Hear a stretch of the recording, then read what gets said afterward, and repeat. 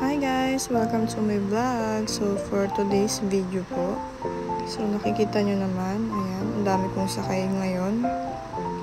Hihahatid ko po ngayon sila sa mga kanya-kanyang school. Bali, ang unahin ko po itong Project 6.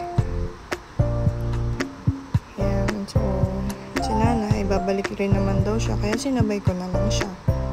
So ayan, kaya tanong-tanong ko siya kung magkano yung pamasahe nila. Oh my god, ang mahal din pala.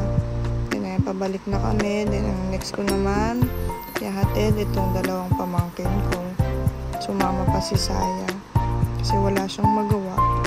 Sunod naman, sinundo ko si Marimel dun din sa Tandang Sora Elementary School. Then next ko naman itong mga dalawang bagets naman na grade 1. Ihatid ko rin sila sa elementary school. Then, ang next ko namang susunduin, ito, papunta na kami sa Upper Banlat.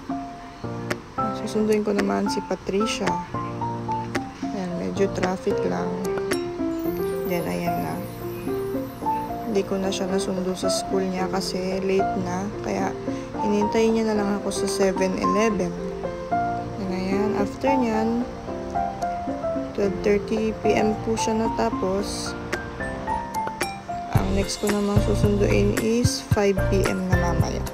Yun lang. Thank you for watching. Bye!